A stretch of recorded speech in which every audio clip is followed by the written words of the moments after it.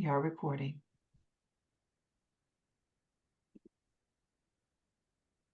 You can go ahead and start. Great. Hello, everybody.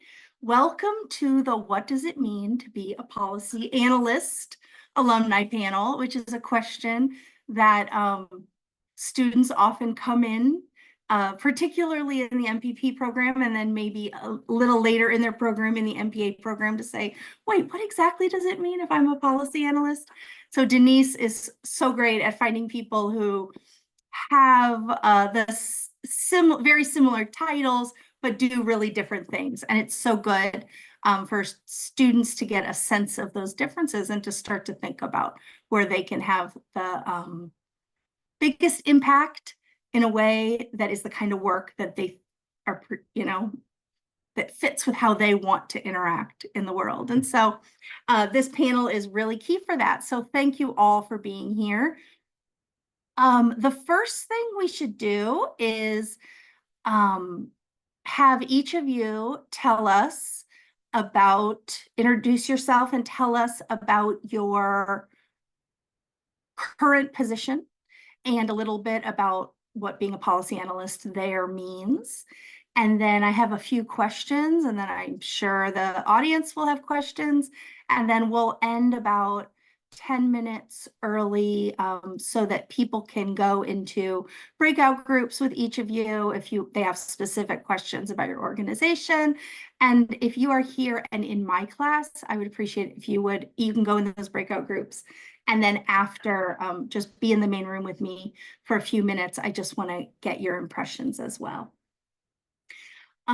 Great. So John, would you mind going first? This is John Rodier from the Federal Reserve. Sure, happy to. Thank you so much. And good afternoon, everyone, or good morning to at least Ryan, who I know is in a different time zone. But as Elizabeth said, I'm John Rodier, MPP class of 2015, which feels like eons ago. Just had to re-up my background check, and it wanted no details about my time at Trachtenberg because it was too long ago, which was it was a little hurt my soul a tiny bit, but it was a wonderful time there. And I can tell you the whole backstory, but to save time, and after a year at a consulting firm in 2016, I started my current position at the Federal Reserve Board. I am specifically in the Division of Consumer Community Affairs. My full title of word salad is I'm a Senior Supervisory Policy Analyst, and I'm on the Policy Analysis team, which is very tautological and not at all descriptive of, not at all helpful in figuring out what we do. So the Division of Consumer and Community Affairs, its mission is to promote a fair and transparent financial services marketplace and effective community development, including for traditionally economically vulnerable households and neighborhoods. In the before times, for decades, my division had a lot of rule writing authority around consumer protection and community development laws that pertain to the Fed, that pertain to banks. After the financial crisis, after Dodd-Frank created the Consumer Financial Protection Bureau, much of that authority shifted to that agency. And by the time I joined in 2016, I think there was some internal soul searching, and what we arrived at by the time I joined is our division is the voice of consumers and communities in the Fed. We are focused on consumer protection and community development issues, even though that is not necessarily part of the Fed's mandate of keeping inflation level and trying to maximize employment. Obviously, how you get there matters, and there are a lot of issues, even if they are not exactly pertinent to what the Fed does, or the Fed doesn't have a say in it, right? They're still relevant to how Fed policymakers are thinking through and making their decisions that can have all sorts of widespread impacts. So I really appreciate the job because it gives me the chance to dip my toes into all sorts of issues that even as a student at Trachtenberg, I never really would have thought would be my cup of tea, but they've been really compelling, especially because, again, it is always linked to consumers and to especially, underserved communities. So just as like a sampling of things I worked on in just the past few months, solar panels and solar panel financing and solar panel financing fraud, student loans, small business credit and access to it through online third-party providers, fintech generally, buy now, pay later, home insurance and the costs thereof, public banking, just a wide gamut of issues, and especially from my team looking at the potential risks and emerging developments that might be opportunities for consumers and communities. Compared to what I thought I would be doing when I was a student, I will say there's very little analysis of real meaty policies. Like I said, that rule writing authority by and large left with a couple exceptions back at when the CFPB was created. So compared to my time, say, as a graduate intern at the Congressional Budget Office, where I was constantly analyzing actual bills, and even if they had no hope of passing, right, you treat them seriously and say, if this law were enacted, what would the costs be? You know, this is just much more almost describing and level setting, providing context for these matters for the Fed and why they might you know, be relevant and why they should care, frankly. So even though it is sometimes a little more descriptive than it is deeper, you know, as much as I would love to dig into things like zoning reform that fortunately are just too far out of our purview, it is nonetheless been a remarkable, I guess remarkable time here since 2016, and you know, can really see myself sticking around for a long time. So I know we have lots of other folks to go, so I will stop there for right now. Thank you so much. Our next panelist is Michael Richberg from the Urban Institute. And if you or if you're in a place before you start, if the audience members are in a place to be able to turn on your camera, it'd be great so we can kind of feel a little more like we're all in one room. We know not everybody can, but if so, it's appreciated. And now over to you. Thank you. I'll be brief. Hello, everyone. My name is Mikhail Richberg. I'm a policy analyst here at the Urban Institute in the Research to Action Lab and the Center for Nonprofits and Philanthropy. And my work at Urban varies, basically serve as a consultant, and I've worked on different projects, one being the Partnering for Vaccine Equity with the CDC, where we worked with 25 different CBOs on vaccine equity efforts and providing technical assistance to each organization, as well as serving as a thought leader and thought partner to perform community charrettes to help with the redevelopment of an African-American development golf course, as well as doing research on health indicators in Kansas. And prior to this role, I was a legislative assistant at the DC Council, and I also was a program coordinator at the Aspen Institute, and looking forward to talking with you all today. Thank you. Thank you so much. I'm very interested in that DC Council position as well. Lorena Rowe, could you introduce yourself and tell us a little bit about your work at CLASP? Sure. Hi, I'm Lorena Roque. I'm class of 2019 for my MPP, and I'm currently a PhD candidate at Trachtenberg, so hoping that number is closer than later. Yeah, I'm a senior policy analyst at the Center for Law and Social Policy, or CLASP, which is a nonprofit, nonpartisan national think tank anti-poverty group. And I specifically sit on the education, labor, and worker justice team. My policy portfolio really is on the labor side, not on the education side. So I look at labor standards for workers. I also analyze non-traditional workers, so gig workers, temp workers, franchise workers, independent contractors of that nature. And I'd say my policy portfolio, I like to put things in buckets. So there's legislative priorities, there's data analysis, and then there's regulatory executive action. I'm also the data lead at the organization. So I've created data standards and methodology standards across the organization that they have adopted. And then also, so my dissertation and my main focus area is tax policy. And now I've been given the agency to do tax policy at CLASP, which is really great. And so we also brief a lot of media and officials. I was at the White House on Friday briefing tax officials, and that was really fun. So yeah, excited to talk to you all. Thank you so much. Ryan Miller is also joining us. Hi, my name is Ryan. I'm a principal fiscal and policy analyst at the Legislative Analyst's Office in Sacramento, California. We are the nonpartisan fiscal advisor to the state legislature here. So you could think of us as having a pretty similar role to the Congressional Budget Office. There are some differences. Probably the main one is that we make policy recommendations to the legislature, whereas that's not so much a part of the CBO's mission. And actually, fun fact, John, if you may know this, but apparently the CBO is actually mainly designed off of our office, which was created in the 1940s. So kind of a fun thing. My assignment area is mostly in healthcare. I work on some parts of the Medicaid program here, which we call Medi-Cal.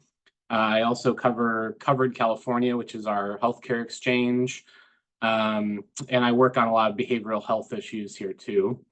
The work that we do here, probably our principal function is to provide an analysis of the governor's budget proposal each year and then his revised proposal in May.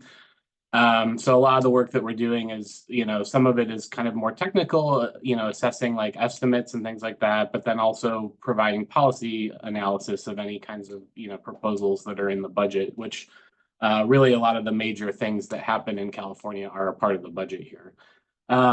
Two other kind of principal functions we have. One is to provide an analysis and fiscal estimate of every initiative that's on the ballot in California. And then, as you may know, direct democracy is a pretty big thing in California. I think this year we probably have something like 10 or maybe even a dozen initiatives. So it's actually a pretty big workload for our office.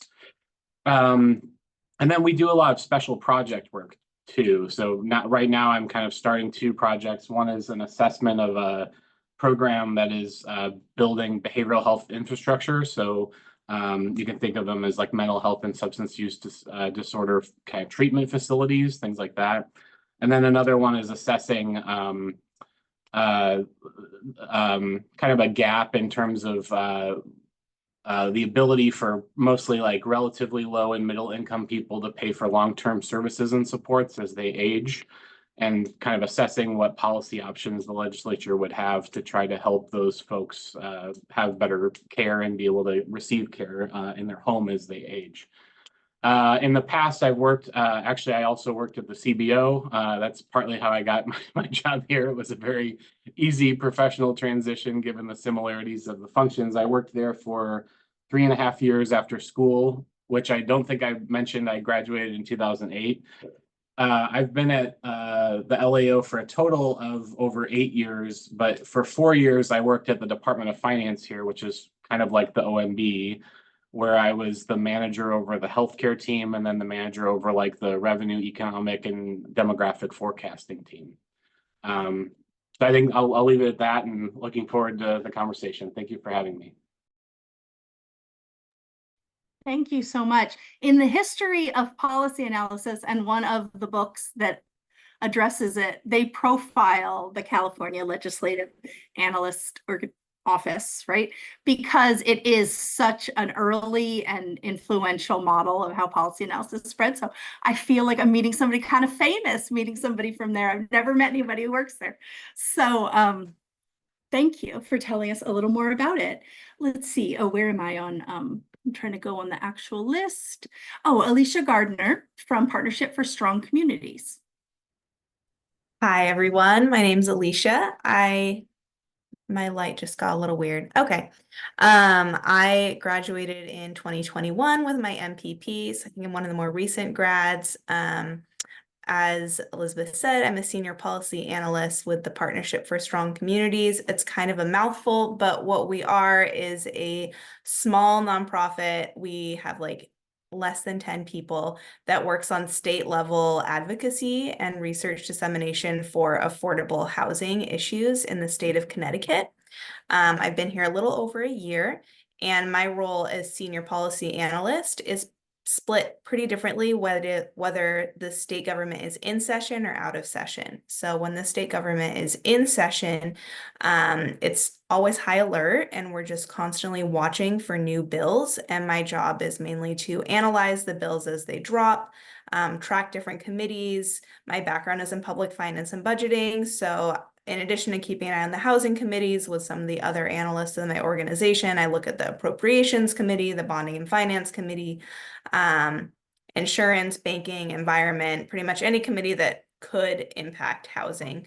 as they drop the bills. Sometimes they're short, sometimes they're like 40 pages long, and I'll write up descriptions of whether we support it, whether we're against it, what we expect the impact to be on our issue areas.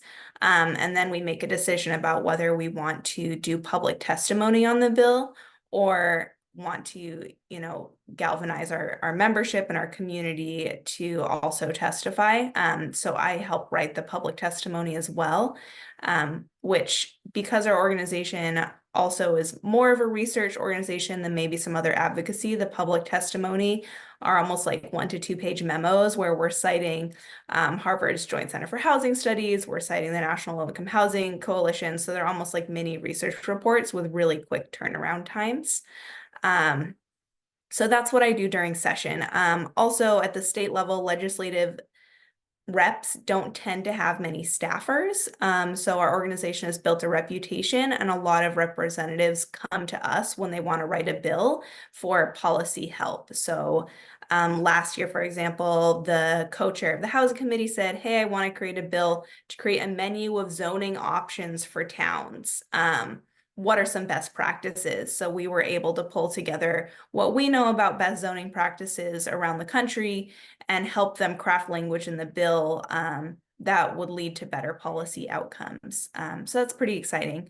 And then in the off session, there's a little more breathing room to dive into some deeper research projects. So probably quite similar to, what the Urban Institute or think tank does. So what I'll do is pick different topics that are pretty relevant, and sometimes it's writing one-pagers that are disseminating either academic research or national level research to make it Connecticut specific and more accessible. Sometimes it's doing our own research where we're gathering data specific to Connecticut or on Connecticut policies. So right now I'm working on writing a policy brief for a data set I helped create that goes through a list of all of the affordable housing loans and grant resources in the state from all the different agencies, and trying to make this accessible to mission-oriented developers who may not know where to start to construct.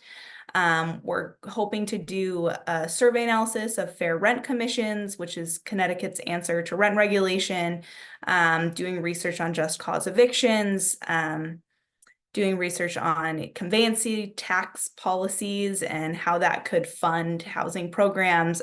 So it's really a wide range. Before I worked here, I've bounced around a lot. I spent time at the Utah Office of the Legislative Fiscal Analyst as an economist, so very similar to what Ryan does. I spent time at the DC think tank Center for Global Development as a research associate working on Chinese and multilateral development finance policies. And then I also spent a year at Connecticut's Office of Policy and Management, which is similar to the OMB, doing the budget rollout for the state rollout of the federal COVID relief funds. So one thing that's unique about my position is I've always kind of worked in a bipartisan neutral organization before. This is my first time dipping my toes into advocacy, and it's been a very interesting shift. Thank you. That is very interesting. And last but not least, Heather Malakaria. Thanks so much, and good afternoon, Bhujan. everyone. My name is Heather Malakaria, and I am also one of the more recent graduates from Trachtenberg, graduated with an MPA this past January. But while I was in school, I worked and I continue to work at Booz Allen Hamilton, which is a consulting firm in DC. I'm sure a lot of folks have probably heard about it, but they serve both public and private sector clients. During my time at Booz Allen, and I've been there just over 7 years or so, I've supported clients in the public sector space, including the Centers for Medicare and Medicaid, Department of Veterans Affairs, and then I now currently support the Department of Defense. And in those roles, I've mostly had a similar kind of cup of responsibilities as a policy and legislative specialist. One of the nice things about Booz Allen is that you can really chart your career path when you're there. So, I mentioned all these different agencies. You can bounce around and change what you're doing without actually changing companies, which I find very nice. But in my current role, With the DoD, I serve as a legislative and policy. I serve in a role that does legislation, policy, and communications, and every day is very different. But some of my core responsibilities include tracking and analyzing the National Defense Authorization Act and the Defense Appropriations Act for provisions that impact our client, and then maintaining a tracker of those final provisions. In addition, analyzing bills and providing what we call views, or the agency's position and analysis of those draft bills, providing technical assistance, which is essentially, in this context, editing the bill that's being proposed and trying to influence changes to it before it gets voted on the Hill. And then also revising and updating DoD instructions and DoD directives, which provide the overarching policy for the program. And then I also provide a weekly report to leadership on those legislative and executive developments, support preparation for testifying on the Hill with drafting testimony, monitoring various committees and their hearings, and then also drafting talking points as well for those briefings. But as far as what it means to be a policy analyst at Booz Allen more generally, the experience is very client dependent. So some clients will be more well-versed than others on the legislative process and require different levels of support. But it's a great opportunity to be exposed to different agencies and learn about different topic areas. I've worked on payment policy at CMS, transition assistance with veterans, and now sexual assault prevention and response policy in the military. So wide variety of areas that you can find yourself in. But in addition to the type of work that I do, which is a bit more legislative focus, other policy roles at the firm focus on the regulatory process, so supporting the development of rules and analyzing public comments to make improvements to those rules. And then just last thing I'll mention, in recent years, Booz Allen has been focused on expanding its policy analytics capability, and they actually established a cohort-based hiring program in 2020 to recruit MPPs, MPAs, and those with MPH degrees who have an interest in the intersection of policy and data in society. So we'll actually be hosting an info session with GW next Wednesday at noon, where you can learn more about that hiring program and the application process if anyone's interested in. So, thank you. That's wonderful. Thank you all. You all have worked on so many issues and from so many different perspectives. There's so much to dig in here. One thing I'd love to know is kind of from a more personal perspective, what you like about your job and what you don't like. But if you want to make it sound a little more professional than that, I could say, what do you find fulfilling and what do you find frustrating? So you can frame it like that if you'd like to. And everybody can answer, or just a few people, whatever. Does somebody, if you give me a little, or just unmute and go ahead. And Heather, yeah. I could say with my work, I've really enjoyed working on projects where I identify and support the mission that they're working on. So it's nice to work with people who are not only passionate about the subject matter, but also subject matter experts in those areas.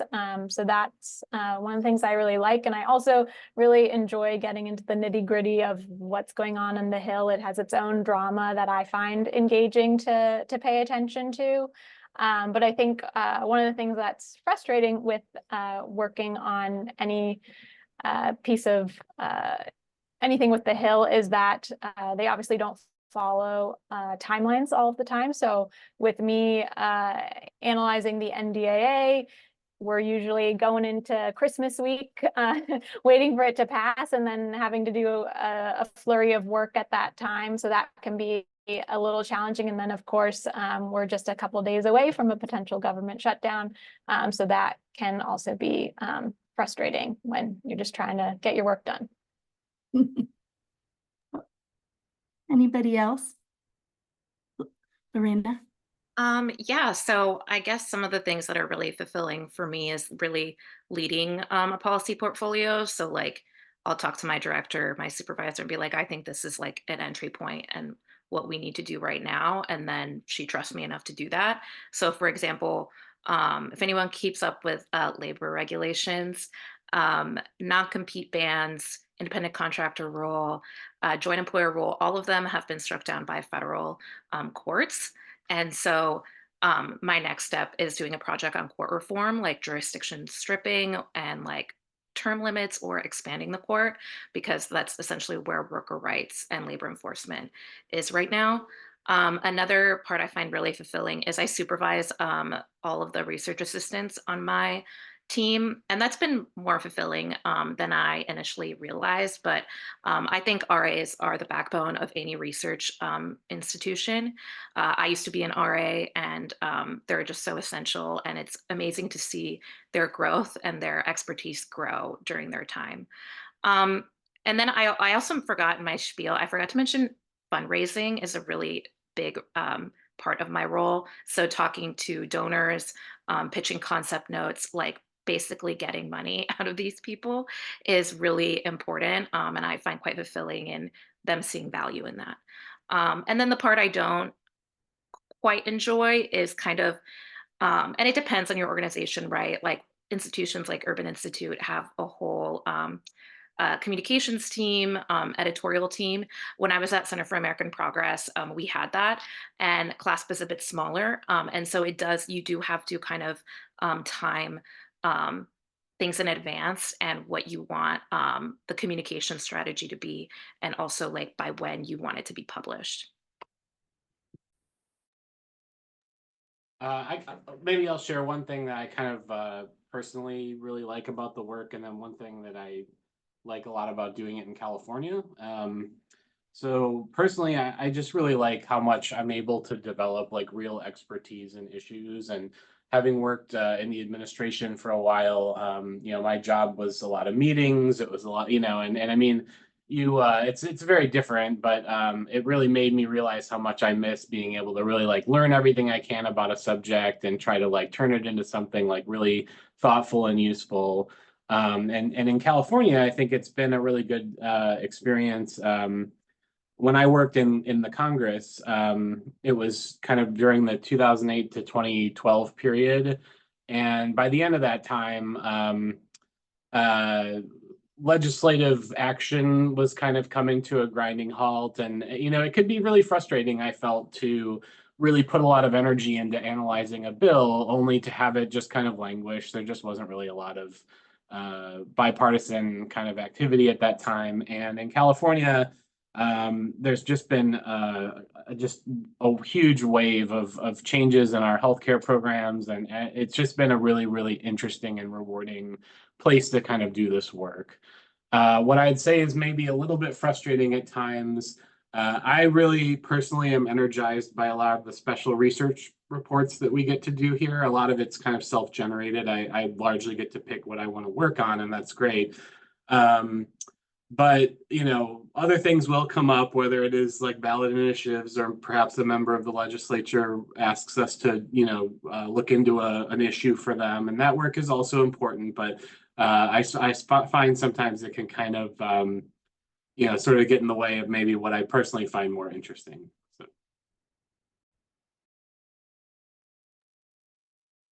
I'd like to jump in as well. I spent a lot of time working and trying to work in international development before landing at my current role, which I also really loved.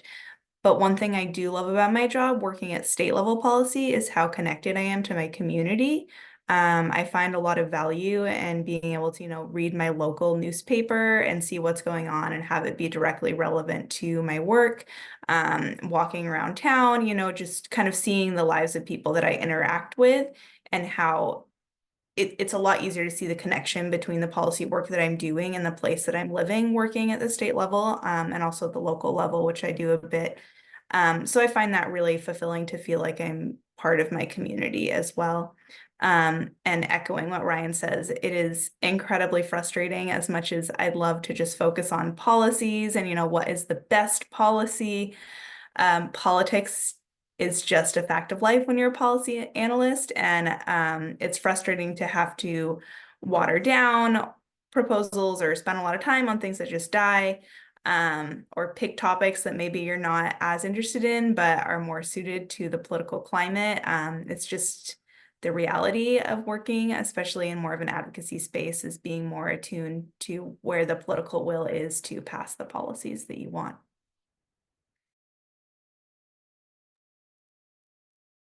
I can speak to this very quickly as well.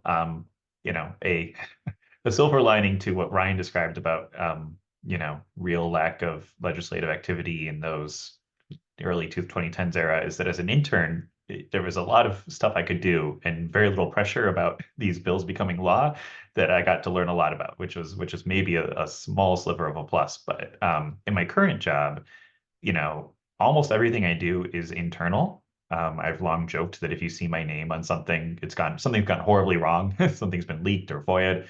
But that did change when I became the editor for a publication that my division puts out a couple times a year, Consumer and Community Context. And that encapsulates what what I like about the job and find challenging, because it is so rewarding to go through the early stages of identifying what topics could we cover in the next issue of Consumer and Community Context, and what would the angle be, and what would we have to say about explaining this topic specifically for an audience of people like those on this call who are practitioners or folks in the know on an issue but aren't themselves economists. It's not written strictly for academics or things like that. People up and down my organization get very involved and you know, passionate about the issues themselves, and it's great. And even the writing of it, also good. You know, as Ryan and Alicia and others have alluded to, taking that sort of down the middle, like not even necessarily down the middle, right, but like a nonpartisan approach to things comes easily and is something that is not always easy, but is doable and rewarding. The moment it comes time to start getting that out the door, things grind to a halt because it is a large government bureaucracy. So it needs to be reviewed by 6 layers of people above me. The public affairs office will weigh in. The congressional liaison office will weigh in. We will nitpick over footnotes. And, you know, even just getting the entire, you know, publication itself or the relaunch of it approved, it took a year. So that's not necessarily by any means specific to the Fed. And it is thankfully not a day-to-day thing in my work, but it's a real thing, right? That we are not a nimble organization, and it is a small c conservative institution in terms of, you know, not changing too much at once. Gail, do you want to answer? Or Sure, yeah, I was gonna say, the favorite part that I would say to working at Urban is being able to have a front-facing approach with some of our clients. Working with the CBOs, we were able to do in-person site visits just to be able to see how some of the recommendations or some of the goals that we set in mind in the beginning of our grant period were able to be fully executed. So that would be pros. I wouldn't say there's any cons. that's great. I'd love to have a few questions from audience members. Is there anybody who would like, if you raise your little electronic hand, I will call on you. Is there anything you're wondering about work as a Bailey, thank you. Thank you. I have something of a specific question, but I'd love to hear everyone's thoughts. It's for Lorena. You mentioned that you're the data lead at your organization, and I am also, Bailey Wexler, she, her pronouns. I just started the MPP this year and I'm stoked about it. And I'm also considering getting the graduate certificate in data science because I think it's really important. And I think that data is necessary for a lot of like accurate policy making or maybe effective policy making. So I wanted to ask Lorena how you kind of got into that, how it kind of feeds into the rest of your work, and for everyone else in the panel, I guess the extent to which your work relies on like strong data work elsewhere in the organization or by people on your team. Thank you. Yeah, sure. So, I mean, how did I get into it? It's like so cliche, but I majored in math and economics when I was in college. And so I've always just had like an affinity for numbers, and probably like, why didn't you like get a master's in econ? I really wanted to expand my knowledge of how the world works and how numbers can actually have an impact rather than like, I mean, I still consider myself an economist, but I'm not gonna like draw a Phillips curve that does not exist in the real world. And so, yeah, and the way that the data lead, or at least how I've treated it at my organization, is, for example, fact checking systems. So a lot of the times you have to extract data from like IPUMs, like ACS, CPS, anything like that. And a lot of the times you can be like, oh, well, I did it alone, but you really need someone to bounce ideas off of, and you also need someone to check your code.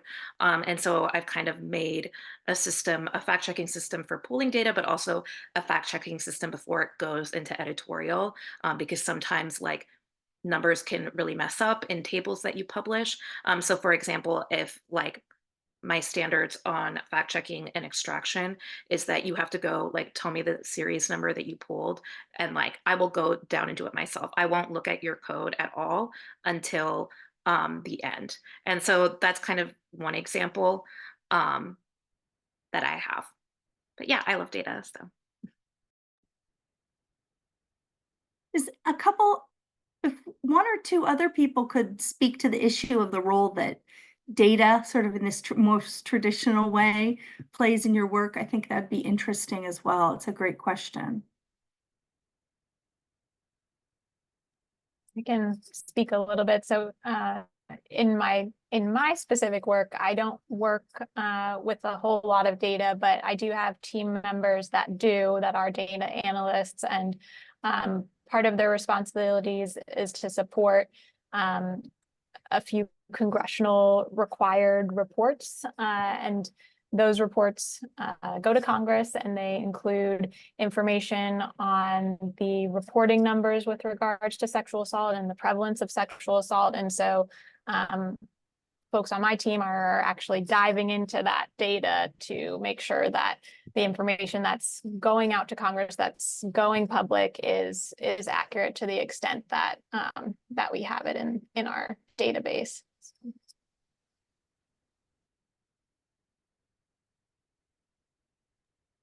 I'm working on a very data heavy project right now. Similar to Lorena, my background is actually in economics, and I love the data and the numbers, and it's very exciting.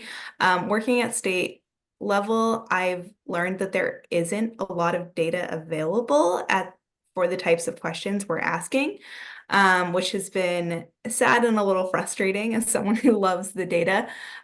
So I've had to get really comfortable working with qualitative data and doing it in a systematic way that's defensible, that's not just opinionated. So thinking really thoroughly about who we're interviewing, how we're selecting them, how do we code the interviews, how are we going to do this textual analysis, how can we analyze all of this survey data in ways that are useful for drawing conclusions. And that's been a new skill that I've been working on, has been very helpful. And honestly, my capstone project at the Trachtenberg School was very useful in teaching me how to do this type of work, which I wasn't expecting when I started my career. Actually, that's a wonderful transition to a great question in the comments from Christian, who says, how has the Trachtenberg education helped you in navigating your career? And what are some pieces of advice you have for students to make the most out of their time here? And because we're very short on time, I'm going to ask you, skip all your compliments about how wonderful we are and just jump and all we've helped you, and just jump to the what advice do you have, which obviously can build on your experience, but you don't have to go into detail on that if you don't want, because I think people really do want to hear your advice for how to use their time here. I could go ahead. And my biggest piece of advice is to intern, use career services. Like, so I moved to DC, I didn't know anyone, and like I just had planned on going to school, but everyone was doing internships, and I was like, I should do that. I would literally take like the newsletter that career services goes out, and also the there's like a career list or an internship list, and I'd go every Friday and I'd sit and like star the ones that I want, and I would just like start applying. And I'd like tailor all my cover letters to that job. And literally that's what I would do every Friday. And I ended up with a different internship every single semester, including the summer. And the reason why I say this is because you really have to know what you like, and you won't know what you like until you try it. So I worked in Treasury, I worked in the house. And so just like really experiencing different environments and also meeting new people. I'm still friends with like probably a lot of people that I did internships with. So that's my advice.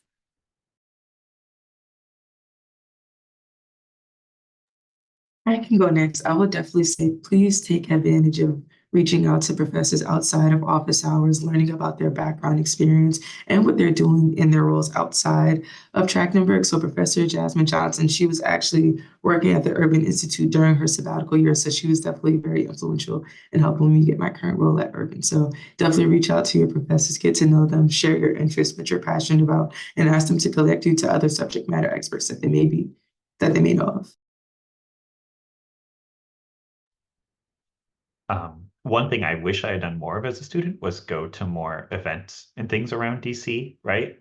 Like at the Urban Institute or many other think tanks and also nonprofit groups and whatnot will put on different panels or conferences, things like that, that are very easy to sign up for and attend. Obviously, in this day and age now, a lot of them are also streamed online, which is convenient. But if you're able to go in person, those things are still relevant to my job today. Regularly, I'll have officers or others ask, like, oh, did you see this event? What did they have to say about this issue, right? And sometimes we will even, members of my team and I will summarize them and give readouts. So I wish I had done more of that as a student when I had a lot more free time.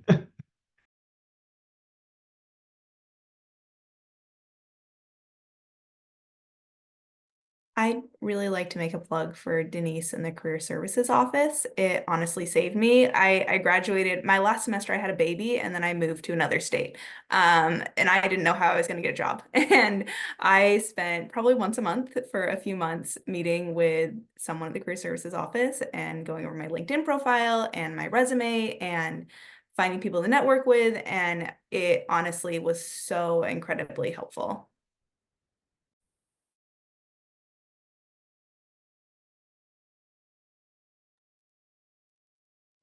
Anything else anyone want to add? I'll just do a plug for two courses that specifically stick in my mind. Cost benefit analysis just provided, I know it's required for, I think, the MPP, but MPA, it's optional, which was me. And it just provides a different way of thinking that I found really valuable. It's challenging though. And then regulatory comment clinic was also just, it provided a greater understanding of a subject matter and the other side of policy that I don't think gets as much attention with rulemaking.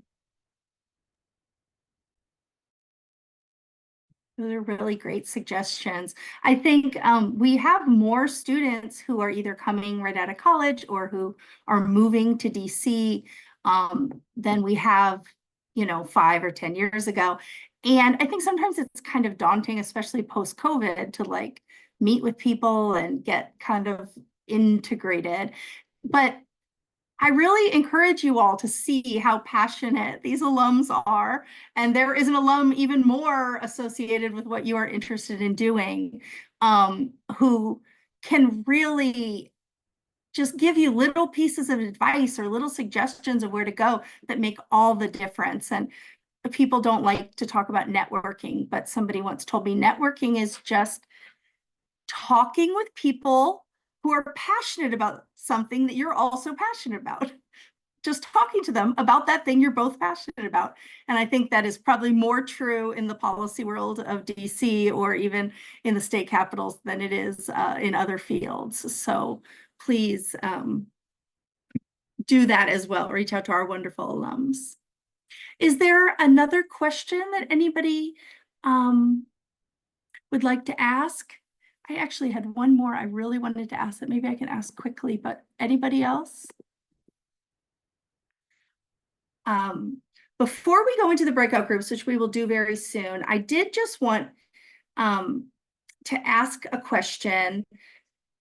about, you may or may not be aware that we are 47 days, 12 hours, 11 minutes, and 32 seconds away from a presidential election. And I'm keeping track. Now, I just looked this up just for now, but I am kind of keeping track. And I just wonder, in the work of a policy analyst, how much disruption or opportunity or uncertainty do these sorts of big political events happen? Do you sort of go about doing your work anyway? Are you all strategizing with two plans depending on who wins? Are you in a holding pattern? Do you feel, other than just as individual people, but do you feel that in your work right now, that you all are being, that you're kind of, in what ways is this election contest sort of shaping the actual policy analyst work that you're doing, or if at all? Yeah, I could briefly talk about that. I mean, it's a huge thing in a state. We have all kinds of waivers and things before the federal government to make changes in our programs, and really the federal administration is going to have a huge impact on the direction that we can take a lot of those things. I was in this office after the 2016 election, and the legislature had such an interest, all of a sudden in what kinds of tax changes were going to happen. And I mean, it really is a huge, I probably can't even overstate how big a shift that can cause here in terms of like just the general direction of policy making, especially in my area of health, where so much of it is dependent upon federal approvals for things. Excellent. All the way, as far away as you can be almost in California, it is that big of an impact. It does make sense. Anybody else just have any thoughts on that before we go into the breakout rooms? Yeah, I can this a bit. We just wrapped up scenario planning yesterday, actually. So each of our policy teams, we came up with, I believe, 6 scenarios. So right, that's like Trump admin, like, and they take over like House, Senate, or a split on both sides. And I just think that like we have different priorities for every single scenario. And even though, right, for us, a Harris administration would be the favorable outcome, there still is a lot to do in those scenarios. So it's really important to think about that, as well as the legislative priorities, depending on who takes the House and who takes the Senate. So I've worked at 3 different think tanks in DC, and all of them have done scenario planning for elections. Yeah, that's interesting. That's the kind of thing I was wondering if it was happening. Any other ways that, is there anybody that it's really just not, you kind of go about your business and it either isn't going to impact you or you all don't talk about it? Because that's kind of a strategy some organizations take. I was going to say election. What election? It Yeah. is something that, I mean, in general, politics is a third rail, and so this is, nth degree beyond that for the Fed. Our work continues. It really does, but there's just a very heightened sense of carefulness around everything that is done, and around perceptions, and around even just the issues that we choose to work on. Again, I'm not talking about any big picture impact in the work, so it really does carry on, but there's just sort of like a degree of like, well, the core of our work does not change, and the core of the work won't change from the election itself. So there's no real scenario planning that would happen, but once the results are in, then maybe there is some amount of discussion about what could change. But even then, that change is slow, right? I mean, the president appoints Fed chair and board members. They are voted in. They serve terms of up to 14 years. So the change is gradual. And because we are self-funded, we are also insulated from appropriations. So in some ways, we are kind of on our own little island, not tuned out from everything else going on, but removed enough from it that there's some degree of steadiness in the work, the policy analysis we do. Those are 3 different answers that all really illustrate, I think, that these tensions. I think that's fascinating. I don't want to cut anyone else off, but Denise, would anybody else like to answer that or have any final words? And then, because in about a minute, Denise is going to have you all go to breakout rooms if you would like to ask questions. Is that true? Yes.